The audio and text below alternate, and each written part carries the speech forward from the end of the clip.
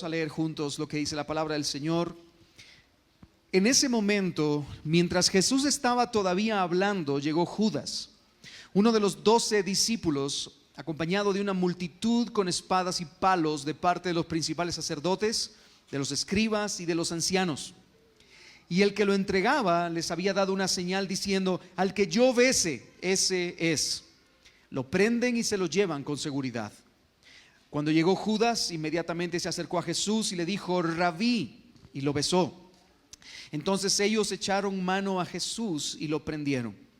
Pero uno de los que estaban allí, sacando la espada, hirió al siervo del sumo sacerdote y le cortó la oreja.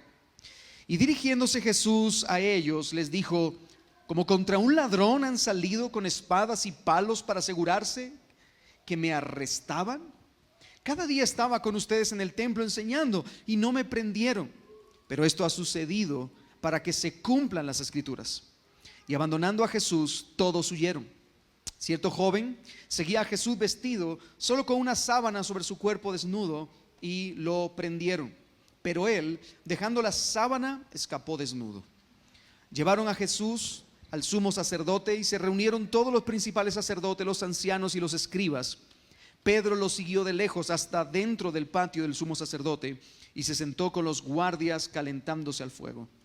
Y los principales sacerdotes y todo el concilio procuraban obtener algún testimonio para dar muerte a Jesús, pero no lo hallaban, porque muchos daban falso testimonio contra él. Pero sus testimonios se contradecían. Algunos, levantándose, daban falso testimonio contra él, diciendo: nosotros le oímos decir: yo destruiré este templo hecho por manos, y en 3 días edificaré otro no hecho por manos. Y ni siquiera en esto coincidía el testimonio de ellos. Entonces el sumo sacerdote, levantándose, se puso en medio y preguntó a Jesús: ¿no respondes nada? ¿Qué testifican estos contra ti? Pero él se quedó callado y nada respondía. Le volvió a preguntar el sumo sacerdote: ¿eres tú el Cristo, el Hijo del bendito? Jesús le contestó: yo soy. Y verán al Hijo del hombre sentado a la diestra del poder y viniendo con las nubes del cielo. Entonces el sumo sacerdote, rasgando sus ropas, dijo: ¿qué necesidad tenemos de más testigos? Han oído la blasfemia, ¿qué les parece? Y todos lo condenaron, diciendo que era digno de muerte. Y algunos comenzaron a escupir a Jesús, le cubrían el rostro y le daban puñetazos y le decían: profetiza. También los guardias lo recibieron a bofetadas. El 17 de febrero de 1992, Jeffrey Dahmer, conocido como el caníbal de Milwaukee, fue sentenciado a 15 cadenas perpetuas por secuestrar, abusar, asesinar y luego comerse a 15 hombres. Después de presentadas todas las pruebas en su contra, era imposible que ninguno de los miembros del jurado creyera que este hombre era inocente todavía. Al terminar el juicio, todos y cada uno de los miembros del jurado por unanimidad acordaron que aquel hombre era culpable de los cargos y por lo tanto era totalmente justo que pasara toda su vida en prisión. 15 cadenas perpetuas, con una hubiera sido suficiente, pero le dieron 15. Creo, si pudiéramos contemplar las imágenes sádicas de lo que se encontró en su casa, yo creo que todos estaríamos de acuerdo en que se trató de un juicio justo. Un juicio mucho más trascendental en la historia de la humanidad, pero totalmente contrario al de Jeffrey Dahmer, se celebró durante una de las noches de Pascua del año 30 aproximadamente después de Cristo. Un hombre fue llevado ante el tribunal y, a diferencia de lo que ocurrió con Jeffrey Dahmer, aquella noche en Jerusalén se celebró el que puede ser llamado el juicio más injusto de la historia. El hombre más justo que ha pisado el planeta fue juzgado y fue condenado en lugar de los culpables que merecíamos la condena. Y ahí debemos incluirnos nosotros.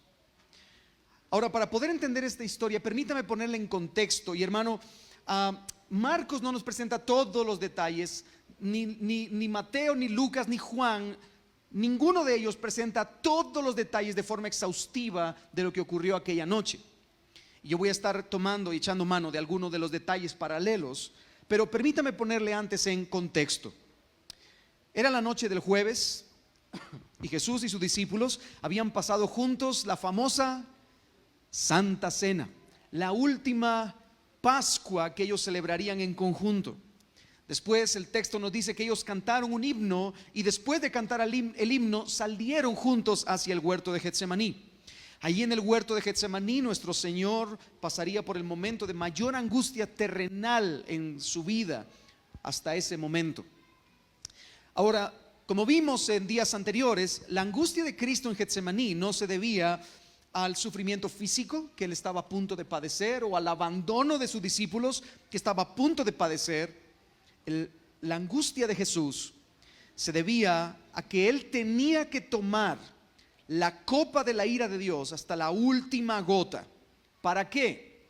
Para pagar por la culpa de los pecadores. Cristo tenía que tomar sobre su espalda la ira de Dios, tenía que ser aplastado, como dice el texto en Isaías 53, y me gusta la versión en inglés que dice que Dios iba a crushing, aplastar, literalmente hacer pedazos, desmenuzar a Cristo por causa de los pecadores. La ira santa del juez justo iba a caer sobre él, iba a ser aplastado en la cruz como el cordero sustituto que quita el pecado del mundo. Mientras tanto, en otro lugar de Jerusalén, en medio de la noche, un grupo de hombres armados con espadas y palos se reúnen, se juntan y tienen la misión de ir a buscar a Jesús. Entre ellos encontramos la guardia del templo. Y hermanos, es importante que anote este dato: la guardia del templo. También iba un pequeño destacamento militar romano acompañando a la guardia. Iba también Malco, que era el siervo del sumo sacerdote, y encabezando este grupo se encontraba uno de los discípulos de Cristo, Judas. Y tenían el propósito, el único propósito, de capturar a Jesús. Y eso nos lleva a nuestro primer punto de esta mañana, el primer encabezado de esta mañana: el arresto injusto de Jesús el justo. El arresto injusto de Jesús el justo. Ahora, hermanos, inmediatamente después de que Jesús termina de orar y mientras todavía estaba hablando con sus discípulos, y usted recordará esa parte, Jesús le dice: vamos, a sus discípulos, como quien dice: salgamos en dirección hacia donde están los captores que vienen por mí. De pronto Judas aparece en la escena. Marcos nos dice, y si usted puede tener su Biblia abierta para que note estos detalles, Marcos nos dice que Judas era uno de los 12. Lo deja en claro. ¿Y por qué? Ya sabemos que era uno de los 12, pero ¿por qué? Bueno, Marcos lo hace para dejar en claro que se trataba de un miserable desertor. Ese hombre era un miserable. El acto que estaba haciendo era un acto terrible ante los ojos de Dios. Por la mezquina cantidad de 30 piezas de plata, estaba entregando a su maestro en manos enemigas. La turba enardecida acompaña a Judas con espadas y palos. Y yo quiero que note esto. ¿Cómo dije que iban la turba enardecida? Con espadas y palos. ¿Y para qué? Bueno, fíjese en esto. Ellos iban con espadas y palos para dominar al príncipe de paz. Aquel que vivió su vida entera predicando acerca del amor los unos a los otros, de dar la otra mejilla, de llevar una milla extra. Hermanos, esto es increíble, es singular, pero es increíble. Judas ya les había dado una señal. El verso 44 nos dice: al que yo bese, dijo Judas, ese es. Lo prenden y se lo llevan con seguridad. En otras palabras, Judas les dijo: a la persona a la que yo le dé un beso en la mejilla, se lo llevan bien asegurado, custódienlo, porque yo he contemplado los actos poderosos que él ha hecho. No vaya a ser que haga algo así de poderoso en medio nuestro. En el relato paralelo de Juan se nos da un detalle que de verdad, hermanos, yo no quiero pasar por alto, porque yo entiendo que es de suma importancia. Sabiendo Jesús lo que iba a ocurrir, Juan nos dice que Jesús se adelanta a ellos y antes de que Judas le bese, les pregunta: ¿a quién buscan? A lo que la turba responde: a Jesús de Nazaret. Inmediatamente, hermanos, escuche esto, inmediatamente Jesús responde: yo soy. Imagínese usted en ese momento. El texto nos dice que al instante, como si el mismo Dios en el Sinaí hubiera levantado su voz con potencia y con autoridad enfrente de ellos, Juan nos dice que todos ellos retrocedieron y cayeron a tierra. Cuando Jesús pronunció esas palabras, todos ellos retrocedieron y cayeron a tierra. Hermanos, en ese momento Jesús exhibió su autoridad como Dios delante de ellos. Y ellos tuvieron que haberse rendido a sus pies. Pero en lugar de eso, hermanos, ellos estaban dispuestos a encarcelar al gran yo soy. Nuestro texto nos dice que Judas entonces se le acerca, le da un beso en la mejilla y con un beso entrega al Hijo del Hombre en manos de los impíos. Entonces, dice el texto, ellos echaron mano a Jesús y lo prendieron. El momento empezó a ponerse muy tenso, hermanos. Y yo quiero que usted se meta por un momento en la escena conmigo. Trate de imaginar lo que ocurrió en aquel momento, porque el momento tuvo que haberse sentido demasiado tenso, al punto que nuestro texto dice que uno de los que estaban allí, sacando la espada, hirió al siervo del sumo sacerdote y le cortó la oreja. Sabemos, hermanos, por los relatos paralelos, que aquel uno del que Marcos hace referencia era Simón Pedro, ¿verdad? Simón Pedro, envalentonado en un acto de valentía incontrolable, saca su espada. Y no le importa que estén soldados romanos ahí, o la guardia del templo, o el mismo Jesús. Saca su espada y le corta la oreja a Malco, el siervo del sumo sacerdote. Probablemente, hermanos, Pedro no estaba apuntando a la oreja, sino a la cabeza. Y muy probablemente Malco quizá esquivó y le cortó la oreja. Eso es lo que tuvo que haber pasado. Pedro iba a matar, hermanos. Él no iba a cortar la oreja, él iba a matar. Marcos no nos dice qué ocurrió después, pero Mateo y Lucas nos dice que Jesús reprende a Pedro. Jesús lo reprende, le dice: oye, ¿qué estás haciendo? ¿Cómo se te ocurre? Y es más, Jesús toma la oreja de Malco y la vuelve a poner en su lugar. Y me atrevería a decir que si Pedro no hubiera cortado la oreja, sino que hubiera cortado la cabeza, Jesús hubiera resucitado a Malco, seguramente. Ahora, curiosamente, hermanos, este sería el último de los milagros de Jesús antes de la crucifixión y resurrección. ¿Sí, nota usted eso? El último de los milagros. Un milagro hacia uno de sus captores.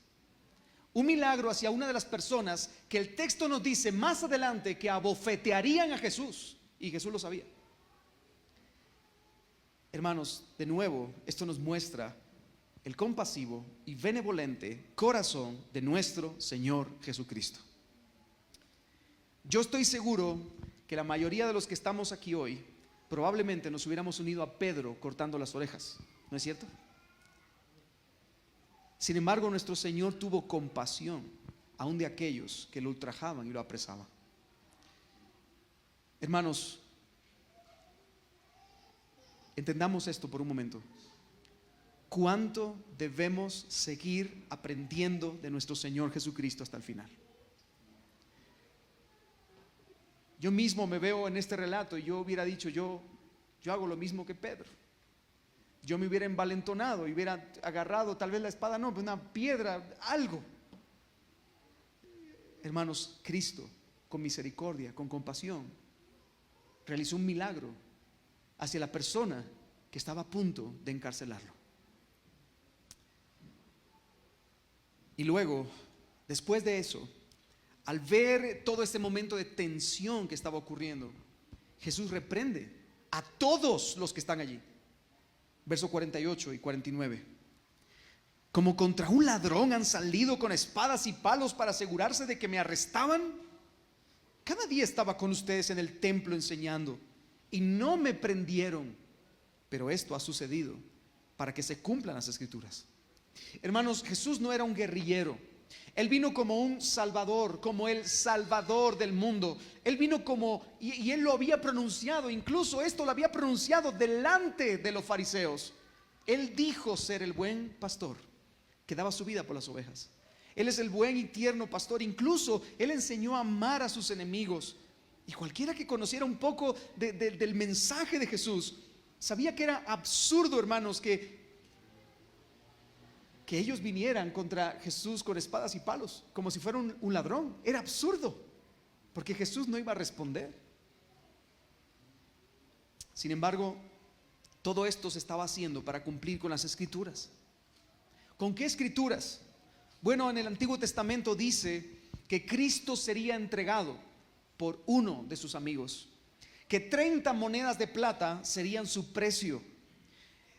Nos dice también los profetas que como cordero sería llevado al matadero y que sus trasquiladores harían toda clase de males contra él.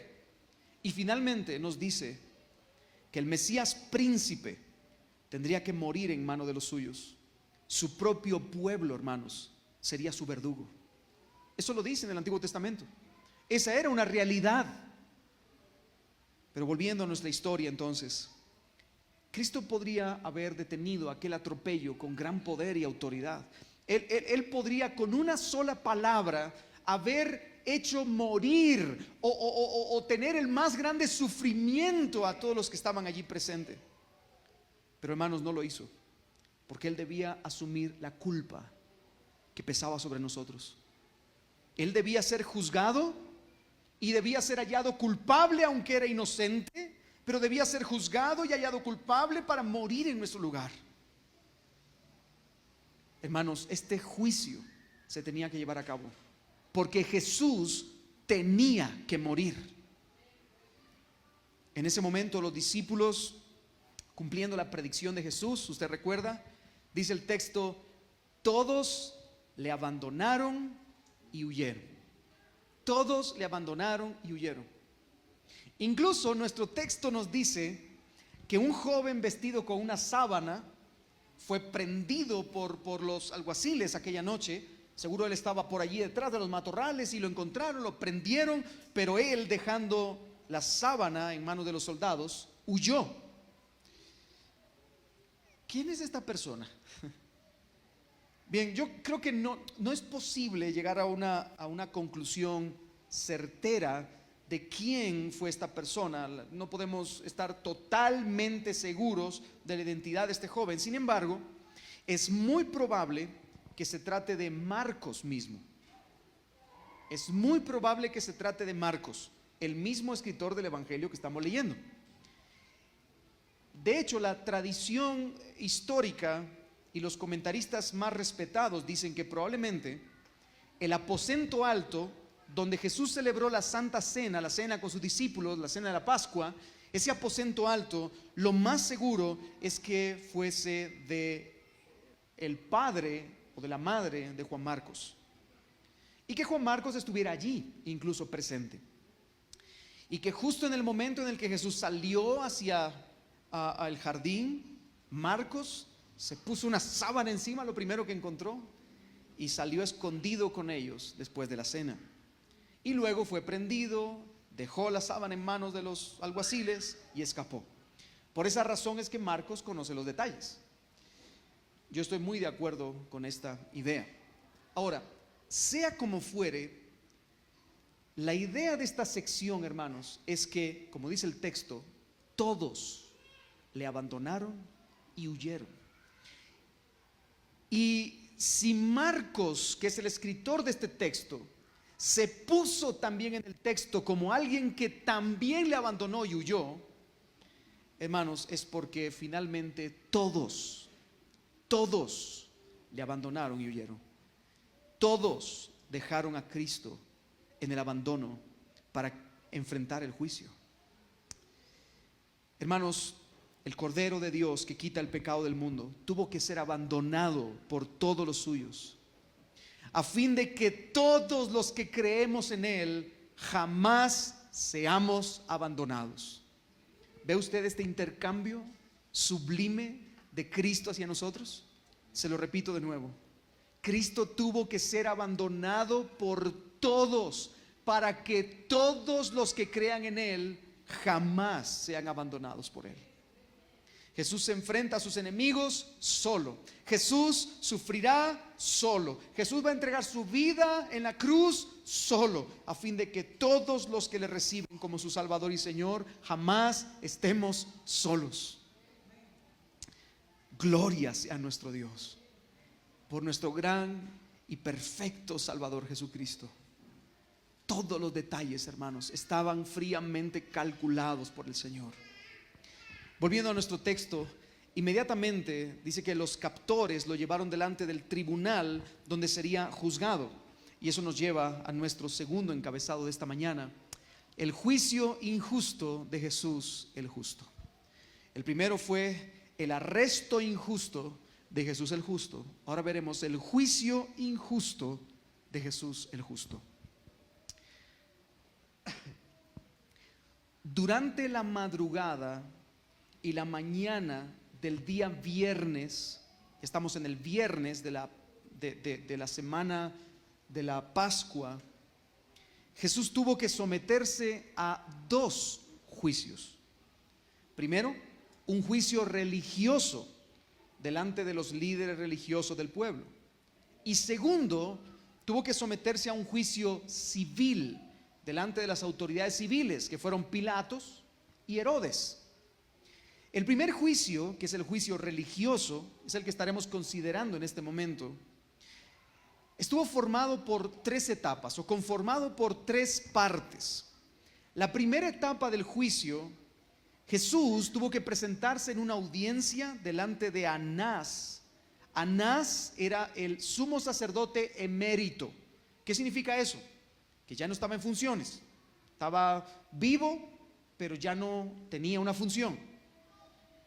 Además, Anás era el suegro del sumo sacerdote en funciones, que se llamaba Caifás.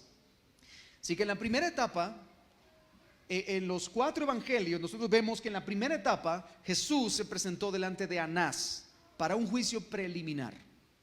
Por cierto, Anás y Caifás vivían en una especie de palacio o mini palacio situado al lado del templo en Jerusalén. Y ese palacio obviamente estaba siendo sostenido por todos los israelitas, claro. Pero estos dos hombres vivían como reyes, uno en un ala del palacio y el otro con su familia en otro ala del palacio. La segunda etapa del juicio fue una audiencia delante del sumo sacerdote Caifás y de todo el Sanedrín. Y finalmente, la tercera etapa del juicio fue una última comparecencia delante del Sanedrín al amanecer para escuchar la sentencia final. Ahora bien, en nuestro texto de Marcos se supone que la audiencia preliminar ante Anás ya se ha realizado. Así que yo no voy a entrar en detalles en esa parte porque entendemos que ya se ha realizado esa primera audiencia. Lo primero que nosotros vemos en nuestro texto en Marcos, hermanos, es que Jesús es llevado delante del sumo sacerdote Caifás. Y allí, junto con Caifás, se encuentra casi todo el Sanedrín. Ahora bien, permítame presentarle entonces a los jueces de este juicio injusto. Por un lado tenemos a Caifás, que ustedes pueden decir, bueno, es el sumo sacerdote. Es como una especie de el máximo líder religioso dentro del pueblo judío. Sí, él era el máximo líder religioso dentro del pueblo judío. Además era el yerno de Anás, el que había sido el sumo sacerdote, lo cual nos dice que ya esto se trataba no de religión, sino de política. y que había demasiado nepotismo, porque no estaba bien que un suegro y yerno fueran sumos sacerdotes los dos, uno después del otro, y no estaba bien tampoco, de acuerdo a las escrituras, que aunque el sumo sacerdote en mérito estuviera con vida y apartado del cargo, no estaba bien que delante de él tuvieran que comparecer los culpables. Así que esto era más bien político antes que religioso. Este hombre, Caifás, ocupó el cargo de sumo sacerdote desde el año 18 al año 36 después de Cristo. Y un historiador, un comentarista bíblico llamado William Hendrickson dice, hablando acerca de Caifás, lo siguiente: fue un rudo y astuto manipulador, un oportunista que no conocía el significado de la lealtad o la justicia. Hacía lo que le convenía, no vacilaba en derramar sangre inocente. Lo que codiciaba ardientemente con propósitos egoístas, lo obtenía, haciendo parecer que era algo necesario para el bien del pueblo. Este hombre, provocado por la envidia, estaba dispuesto a utilizar todas las artimañas posibles que tuviera a su mano, lo más descarado posible, para poder meter a Jesús en la prisión y luego asesinarlo. Este era un juez hipócrita. Nada nuevo debajo del sol, ¿verdad, hermanos? Este juez era de todo menos un juez justo. Él tenía que juzgar. Por cierto, él tenía que mantener la boca cerrada durante todo el juicio y no decir ni una sola palabra, esperando a que le presentaran las pruebas y él finalmente llegara a un veredicto. También en el juicio se encontraban los principales sacerdotes, los ancianos y los escribas, nos dice el texto, que básicamente se trataba del Sanedrín, o cuando menos la mayoría de los del Sanedrín, porque sabemos que Nicodemo, que era del Sanedrín, no participó de esta reunión. Sabemos también que José de Arimatea, que también era del Sanedrín, no participó de la reunión. Ahora, ¿qué era el Sanedrín? Bueno, el Sanedrín era un grupo de líderes religiosos de todas las índoles, fariseos, saduceos, escribas, que se conformaba de 71 hombres que dirigían a la nación. Y el Sanedrín, hermanos, era el principal, escuche bien esto, era el principal cuerpo judicial y religioso de la época en Israel. Como alguien ha dicho, era como una especie de tribunal supremo de justicia para la nación de Israel. El Tribunal Supremo de Justicia se reunió aquella noche en torno a Jesús.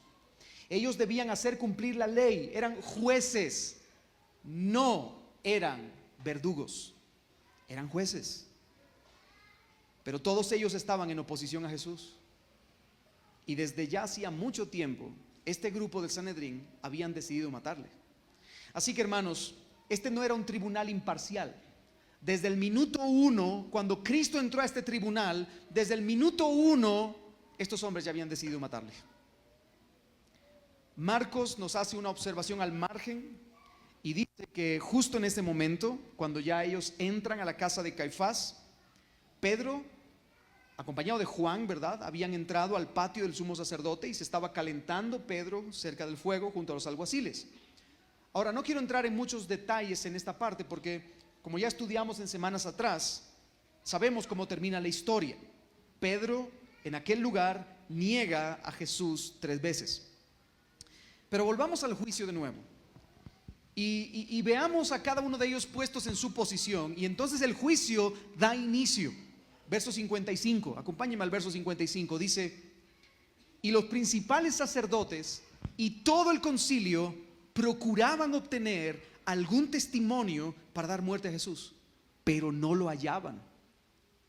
Hermanos, los principales sacerdotes y el Sanedrín no estaban allí para buscar testimonio. Ellos no eran los fiscales, ellos eran los jueces que debían ser imparciales. Y ellos estaban allí procurando obtener testimonio para dar muerte a Jesús, pero no lo hallaban, porque muchos daban falso testimonio contra él, pero sus testimonios se contradecían. Hermanos, realmente hacía mucho tiempo que estos hombres habían decidido la muerte de Jesús. Todo este juicio era una farsa. Este juicio era un juicio nulo, era un juicio hipócrita. Estaban haciendo un papel, estaban haciendo un teatro delante de todos. No había intención de dar a Jesús una audiencia justa para ver si los cargos contra él eran verdaderos o falsos. No les importaba, ellos no querían hacer eso. Lo que ellos querían hacer era matar a Jesús. El texto nos dice que los mismos jueces buscaron sus propios testigos. Eso no es posible. No es posible que un juez presente sus propios testigos. Y encima dice que eran testigos falsos. Hermano, la ley en el Antiguo Testamento dice que en cualquier juicio, si se presentan testigos y se prueba que los testigos son falsos o que están dando falso testimonio, esos testigos tienen que recibir el mismo castigo que lo que se está pidiendo para el condenado. O sea que todos estos testiguitos que aparecen aquí tenían que haber sido crucificados juntamente con Cristo. En cualquier juicio hay un acusador, un defensor y un tribunal que juzga, ¿no es cierto? Esa noche, ellos eran al mismo tiempo el tribunal, el acusador y los verdugos. Al mismo tiempo, todo. Las personas que se esperaba que fueran jueces neutrales, las personas que se esperaba que defendieran al pueblo, hermanos, estaban ellas mismas buscando evidencia contra Jesús. Y aunque consiguieron a varios testigos, todos se contradecían, dice el texto. Ahora, note esto, hermano. El texto dice que de pronto, algunos de entre ellos, ¿nota usted el texto? ¿Puede ver su Biblia, por favor, un momento? Dice que algunos de entre ellos, levantándose, daban falso testimonio contra él. Es decir, no se pierda esto porque es un detalle importante. De los mismos dentro del Sanedrín se levantaron para dar falso testimonio. O sea, ellos no querían ver pruebas. Ellos mismos presentaron sus propias pruebas, siendo ellos los jueces. De entre ellos se levantaron y empezaron a dar falso testimonio y decían, verso 57, nosotros le oímos decir, yo destruiré este templo hecho de manos y en 3 días edificaré otro no hecho de manos. Y ni siquiera en esto coincidía el testimonio de ellos. Ahora, hermanos, esta es una declaración muy fuerte. Y era un testimonio válido como para poder condenar a un hombre, porque pareciera como si se tratara de un atentado contra la religión del pueblo. O sea, es como si de pronto Jesús estuviera tratando de practicar una especie de terrorismo religioso, porque ellos estaban testificando que Jesús estaba diciendo que él iba a destruir el templo. Ahora, tenemos un par de problemas.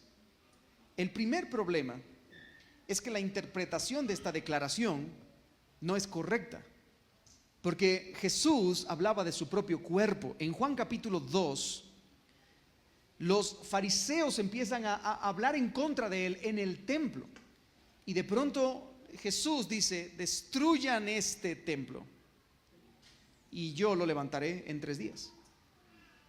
Jesús no dijo destruyan este templo, y de hecho la nota al margen en Juan 2 es, y Jesús hablaba de su propio cuerpo.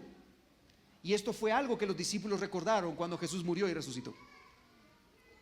Así que la interpretación de ellos era incorrecta, pero no solo la interpretación, hermanos. En segundo lugar, el segundo problema de este testimonio es que no solo lo interpretaron mal, sino que también lo citaron mal. ¿Qué es lo que decían ellos? Dice, nosotros le oímos decir ¿qué cosa? ¿Y qué fue lo que Jesús dijo?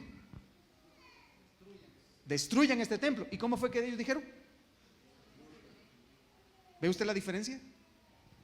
Ellos le echaron la culpa a Jesús, y Jesús les estaba diciendo a ellos, destruyan ustedes este templo, destruyan ustedes este templo que es su cuerpo, y en 3 días lo reedificaré.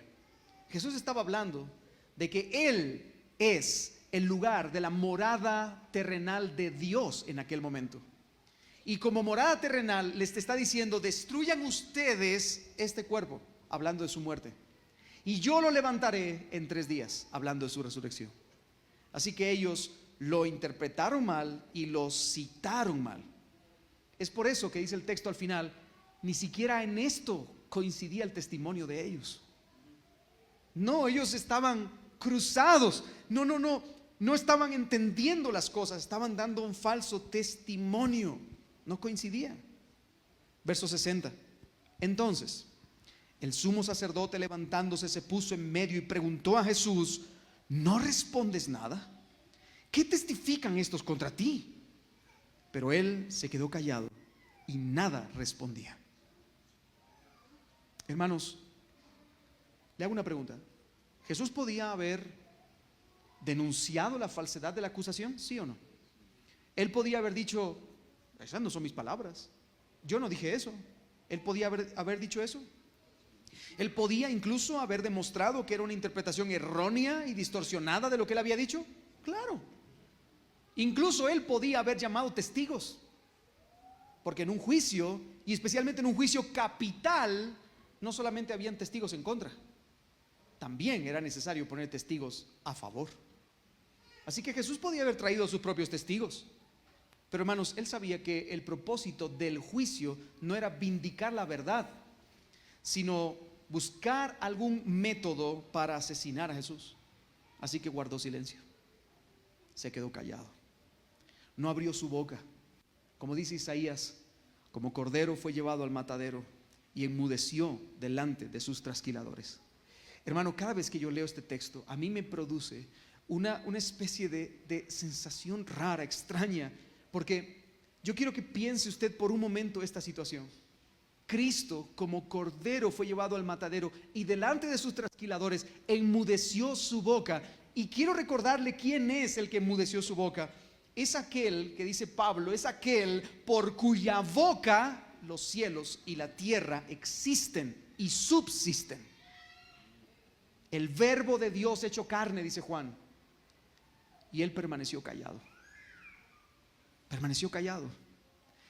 Hermanos, él tenía y él tiene la potencia para que el universo entero permanezca como hoy está. Por su boca, por su palabra, hoy el universo entero podría desaparecer si él lo quisiera, en un abrir y cerrar de ojos, y sin embargo él permaneció callado.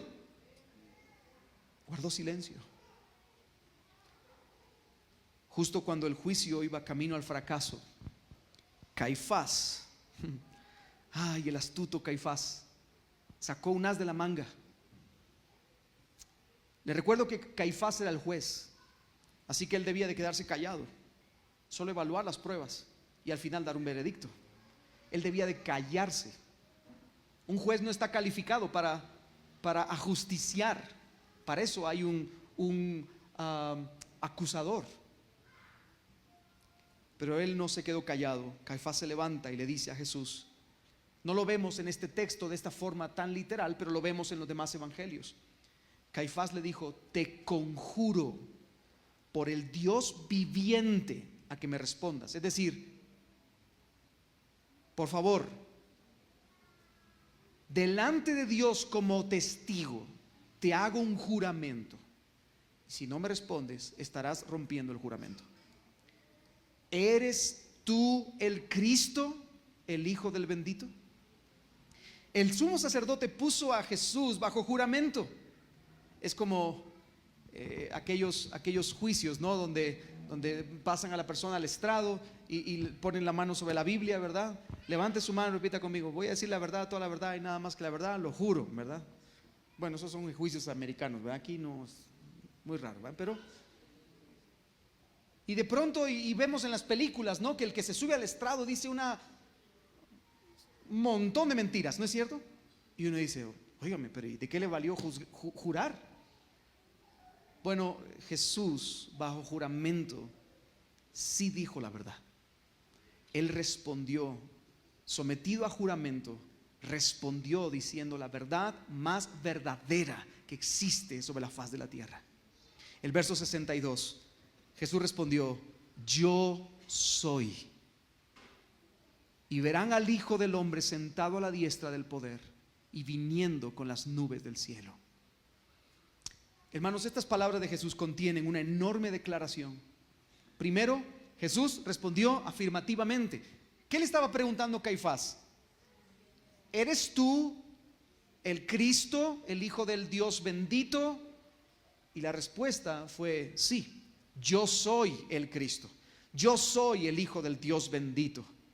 Miren con qué certeza, yo soy el Cristo, el Hijo del Dios bendito. Luego Jesús lo que hace es citar al profeta Daniel.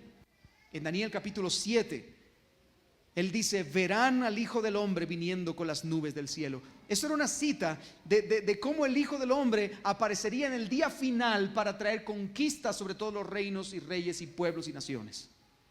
Así que Jesús está citando una profecía mesiánica del fin de la historia en presencia de ellos. Y está diciendo, y ese soy yo. Pero también está citando a David en el Salmo 110, donde dice que el Mesías se sentó a la diestra del poder y de la majestad de Dios. Él está diciendo en una sola frase, yo soy el Cristo, el Hijo del Dios bendito, y yo soy el Hijo del Hombre, aquel a que se le ha dado todo dominio, todo poder, toda autoridad, y ustedes van a ver al Hijo del Hombre sentado a la diestra del poder y la majestad de Dios y viniendo entre las nubes. Y hermanos, como si fuera un golpe final, y yo quiero que note usted esto, porque les dice, y ustedes lo verán. ¿Se dan cuenta de eso? Dice, yo soy, ¿y qué dice después? Y verán, y ustedes lo verán. En otras palabras, Jesús les dice, en el día final, cuando todo se acabe, y cuando sea el juicio verdadero, ¿dónde estaba Jesús, hermanos? En medio de un juicio, ¿no es cierto? Y ahora el juzgado se convierte en el juez supremo y les dice, y en el día final ustedes verán que yo vengo como el juez definitivo, y ustedes, Caifás y sus secuaces, que hoy están juzgando injustamente mi causa, tendrán que responder por el crimen que están cometiendo. Eso es lo que está diciendo Jesús. Yo seré su juez en el día final. Imagínense eso. Pregunta, ¿quién era el juez en aquella audiencia? Caifás, ¿no es cierto? De pronto Caifás se descompuso por estas palabras porque él entendió. Él lo entendió. Él entendió que Jesús le estaba diciendo, el juez soy yo, no eres tú. El que manda al final de la historia, el juez de todas las naciones, pueblos y reinos, soy yo, no tú. Tú me estás juzgando injustamente, tú me estás coaccionando a responder, yo te respondo con la verdad y te digo, yo soy el juez, no tú. Eso descompuso tanto a Caifás que con la hipocresía más evidente se rasgó los vestidos, se rasga las vestiduras y pregunta, ¿qué necesidad tenemos de más testigos? En otras palabras, él solito ha cavado su tumba, ¿para qué vamos a buscar algo más? Él ha blasfemado. Y de hecho, en el Antiguo Testamento nos dice que un sumo sacerdote no podía rasgar sus ropas salvo por blasfemia. Nunca. Si de pronto el sumo sacerdote veía que un familiar suyo, su esposa, su hijo, quien sea, se moría, cualquiera dentro del pueblo se rasgaba las ropas y se echaba ceniza. Un sumo sacerdote no podía hacerlo. La única manera en la que un sumo sacerdote se rasgaría las vestiduras era que él escuchara una blasfemia contra Dios. Y miren qué hipócrita el hombre que en ese momento se rasga las vestiduras. Verso 64, y él dice, ¿han oído la blasfemia? ¿Qué les parece? Y todos lo condenaron, diciendo que era digno de muerte. Y algunos comenzaron a escupir a Jesús, le cubrían el rostro y le daban puñetazos y decían, profetiza. También los guardias lo recibieron a bofetadas. Hermanos, con el fin de procurar una legitimidad, o por lo menos una apariencia de legitimidad, el Sanedrín debía considerar las pruebas y emitir el juicio pero tenían que pasar un tiempo. Ellos tenían que entre ellos dictaminar y dar la sentencia. Así que sacaron a Jesús de la sala. Ya lo declaran culpable, él es blasfemo, ¿qué les parece? Y todos lo condenaron, dice aquí. Lo sacaron de la sala y se iban a reunir una vez más temprano por la mañana para dictar sentencia. Eso lo vemos en el capítulo 15, verso 1. Ellos dicen, muy de mañana los principales sacerdotes prepararon enseguida una reunión con los ancianos, los escribas y todo el concilio, y atando a Jesús lo llevaron y lo entregaron a Pilato. ¿Por qué? Porque ellos esa mañana, la tercera etapa del juicio, habían dictaminado culpabilidad, y entonces Jesús iba a ser entregado en las manos de los alguaciles. El problema, hermanos, es que ellos ya estaban decididos desde el minuto 1. Jesús ya estaba condenado antes de que empezara el juicio. Y al final, dense cuenta del texto, hermanos. Estos venerables miembros del Sanedrín, porque no eran otra cosa, hermanos, los miembros del Sanedrín eran la crema innata de la religiosidad dentro del pueblo. Eran lo más alto, el top. Era como juntar a todos los mejores eruditos bíblicos, a todos los intérpretes bíblicos en un grupo de 70 personas. Y estos venerables miembros del Sanedrín mostraron su verdadera identidad, y de la forma más inhumana, más indigna, más despreciable, golpean el rostro de su prisionero. ¿Se da cuenta de esto? Lo cubrieron, hermanos. Dice que le cubrían el rostro y le daban de puñetazos y le preguntaban, profetízanos, ¿quién es el que te ha golpeado? Dinos, ¿quién es el que te pegó? El texto nos dice también que le escupieron constantemente. Y esto, hermano, para un judío en el tiempo del primer siglo era una terrible afrenta. Obviamente para nosotros también el día de hoy, que te escupan en la cara es una afrenta, pero en aquel tiempo era una terrible afrenta que incluso era imperdonable, y muchos llegaban a matar a la otra persona por haberte escupido en la cara. Y ellos escupieron a Jesús. Pero, hermanos, aún haciendo este gran mal, ellos de nuevo estaban cumpliendo con las escrituras. Mire lo que dice Isaías capítulo 55, verso 6. Di mi cuerpo a los heridores y mis mejillas a los que me mesaban la barba, es decir, a los que me arrancaban la barba. No escondí mi rostro de injurias y de esputos. No escondí mi rostro, dice, de aquellos que escupían en mi rostro. Ellos estaban cumpliendo con las escrituras. Hermanos, en este juicio vemos todo mal, desde el principio hasta el final. El juicio más injusto de la historia de la humanidad. Y por si todavía no le han quedado claras algunas cosas, déjeme mostrarle algunas consideraciones para terminar esta parte. Primero, en primer lugar, hermanos, la guardia del templo, ¿se recuerda que yo le dije que guardara ese punto en su cabeza? La guardia del templo no tenía jurisprudencia fuera del templo. Ellos no tenían, es como que un policía municipal de tránsito de Quetzaltenango se fuera a tratar de buscar a la capital cómo hacer justicia. No tiene jurisprudencia. Aquí a lo mejor te pueden parar y te pueden poner una multa, pero en la capital se van a reír de ti cuando le vean PMTQ. ¿No es cierto? La guardia del templo no tenía jurisprudencia fuera del templo. Y hermanos, y aparte de eso, la guardia del templo no podían ser ellos mismos los que capturaran a alguien y luego llevarlo al juicio que ellos habían planeado. Escuche esto. La guardia del templo estaba para defender el templo. Y cuando un culpable llegaba, señalado por otra persona, lo llevaban hacia el templo, y en el templo la guardia lo tomaba y lo aseguraba de las manos de los que querían hacerle daño fuera. Ellos fueron los que capturaron y llevaron a juicio a Jesús, y eso era ilegal. Segundo, los juicios capitales, es decir, un juicio de muerte, un juicio por muerte, por ley no podía ser de noche. Cuidado. Y mucho menos en la clandestinidad. ¿Me sigue, hermano, con esto? El juicio no podía ser de noche y menos en la clandestinidad. Los juicios capitales tenían que llevarse a cabo en el templo a plena luz del día y a la vista de todos. ¿Qué le parece? Otra ilegalidad. Tercero, al llegar a un veredicto con suficientes pruebas, nunca con testigos falsos, y por cierto, el culpable también podía llevar sus testigos, pero no los hubo en este caso.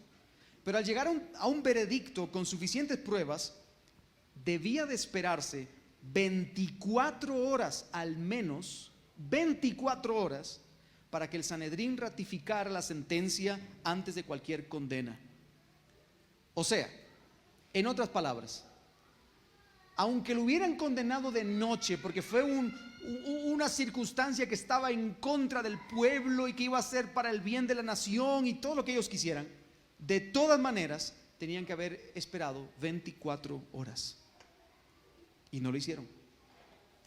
En cuarto lugar, los testigos, nos dice el texto, que eran irregulares y falsos, y como ya he dicho, esto era penado por la ley con el mismo castigo que se le pedía al condenado. En quinto lugar, nadie podía ser condenado a muerte por su propio testimonio, ninguno, y menos si había sido coaccionado por juramento. Nadie, eso era ilegal. ¿Se da cuenta usted de esto? Ilegalidad tras ilegalidad tras ilegalidad. Sexto, el sumo sacerdote era el juez y no podía ser el acusador. Eso era ilegal. Y séptimo, y el final de la historia, hermanos, era ilegal juzgar a alguien durante la fiesta de la Pascua. Así que todo mal, todo ilegal, todo el juicio estuvo lleno de irregularidades y de injusticias. Pero allí, hermano, lo que pasó es que la maldad que se había acumulado en el corazón de estos hombres del Sanedrín durante 3 años y medio de ministerio de Jesús, ahora estaba siendo manifestada contra el hombre más justo que haya existido sobre la tierra. Y con estas irregularidades, aún con todas estas irregularidades, Jesús no los destruyó en un instante con una sola palabra. Jesús podía haber acabado con ellos con una sola palabra de su boca, pero Jesús no los destruyó en un instante. ¿Por qué? Bueno, aquí viene el punto central y la aplicación final de este relato, hermanos. Escuche lo que le voy a decir. El destino de todos los que Cristo vino a salvar dependía del veredicto que se pronunciaría aquella noche contra Jesús. Hermanos, nuestro destino estaba en las manos de aquel juicio. Que hoy tú estés aquí y que yo esté aquí y que podamos ser copartícipes de la mesa de gracia que nos ha servido el Señor Jesucristo es como consecuencia de este veredicto final. Hermanos, esa noche Cristo se expuso al juicio, se expuso al vituperio, se expuso al desprecio y a la vergüenza que nosotros merecíamos por nuestro pecado. Hermanos, Cristo tenía que ser condenado en el tribunal de los hombres para que tú y yo podamos ser absueltos delante del tribunal de Dios. ¿Me sigues con esto, hermano? Cristo tenía que ser juzgado en el tribunal de los hombres para que nosotros fuéramos liberados en el tribunal de Dios. Debíamos ser nosotros los escupidos. Tú debías de haber recibido esos golpes en la cara. Tú debías de haber sido juzgado sin clemencia en aquella corte. Pero el juez justo de la humanidad fue juzgado injustamente para que los injustos recibamos por su causa la justicia divina. El juez del universo, en la corte de los hombres, a merced de sus enemigos, en total debilidad, rodeado de alimañas, en una profunda humillación, porque era necesario que tomara la cruz para pagar nuestra redención. Cristo necesitaba pagar lo que tú tenías que pagar. ¿Me sigue, hermano? Hermanos, Cristo no merecía este tipo de juicio. Lo merecíamos nosotros. Tú y yo merecíamos este juicio. Tú y yo merecíamos ser condenados con todo el peso de la ley divina. Pero Él experimentó el oprobio para que, habiendo puesto su vida en rescate por muchos, como dice Isaías, vea el linaje y la voluntad de Jehová sea en su mano prosperada. Hermano, escúchame bien lo que te voy a decir. El cordero tuvo que ser llevado al matadero y él tuvo que callar delante de sus trasquiladores para que entonces la voluntad de Jehová sea en su mano prosperada y tú seas parte de su linaje. ¿Me sigues, hermano? Fue juzgado sin clemencia por los hombres injustos y luego murió en una cruz, bebiendo la copa de la ira de Dios hasta la última gota, para que todo aquel que crea en Él no se pierda, mas tenga vida eterna. ¿Recuerdas a Jeffrey Dahmer? El abusador, asesino y caníbal. ¿Recuerdas a ese hombre que fue condenado justamente y fue llevado a prisión para cumplir con 15 cadenas perpetuas? ¿Lo recuerdas? Bueno, 6 meses antes de su muerte, él fue asesinado por uno de sus compañeros de prisión. 6 meses antes de su muerte, Jeffrey Dahmer, uno de los hombres más impíos que han vivido en la historia reciente del mundo, empezó a escuchar el mensaje de un hombre que hacía 2000 años enfrentó un juicio injusto para morir en lugar de los pecadores. Y de pronto un día, como se cuenta en el libro En manos de la gracia, este monstruo y caníbal de Milwaukee rindió su corazón a Cristo. Según el pastor que estuvo con Dahmer durante este proceso, a Dahmer le costaba comprender la profundidad de la gracia de Dios en Cristo Jesús. Y es normal, hermanos.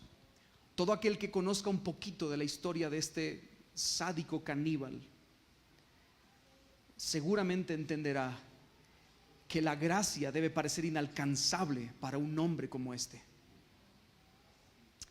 Algunos han dudado de la conversión de Dahmer. Yo no estoy aquí para decir si es cierto o no. Espero que sí. Lo cierto es que, como decía Dahmer, la profundidad de la gracia de Dios en Cristo es incomprensible para mí. Y para mí también, hermano. Yo no entiendo cómo Cristo pagó la deuda en mi lugar. Yo no puedo comprender cómo es que Cristo ocupó nuestro lugar, cómo es que Él fue condenado injustamente, cómo es que Él fue llevado por el camino del dolor hasta la muerte. Yo no puedo comprenderlo para que hoy podamos ser declarados justos nosotros, cuando Él fue declarado injustamente culpable delante de un tribunal humano. Hermanos, quizá ninguno de nosotros hemos llegado ni va a llegar a la magnitud de maldad de un hombre como el caníbal de Milwaukee, como Jeffrey Dahmer. Pero, hermanos, cada uno de nosotros merece la condena y merece la muerte por causa de nuestro pecado ante el tribunal de Dios. Cada uno de nosotros merece que el juez justo aplaste con su martillo nuestra vida criminal en su contra. Pero Cristo pagó todo en la cruz y por su justicia nos hizo justo a nosotros cuando nosotros no lo merecíamos. Así que, hermano, escúchame bien lo que voy a decir. No hay pecado tan grave que Cristo no pueda limpiar, y no hay pecador más grande que Cristo no pueda salvar. Él se comprometió hasta el último de sus momentos para poder salvar a pecadores como nosotros. Y eso que estoy diciendo hoy debería producir que aquellos que hoy todavía no están en Cristo, que vengan desesperados a rendirse a los pies de Jesús, aquel que fue el incomparablemente justo, bueno sin medida, santo y perfecto, y aún así fue condenado como un culpable y malhechor en nuestro lugar. Y para los que estamos ya rendidos a su señorío, para los que creemos en Él como nuestro Salvador, para los que nos hemos sometido a su reino, hermano, cada día debería crecer en nosotros un amor cada vez más grande, más intenso, más fuerte. Porque, hermano, de nuevo cito a Dahmer: la profundidad de la gracia de Dios en Cristo es incomprensible. Hermanos, Pablo dijo, el amor de Cristo nos constriñe, nos aprieta, nos empuja, nos impulsa, sabiendo esto, que Cristo por todos murió.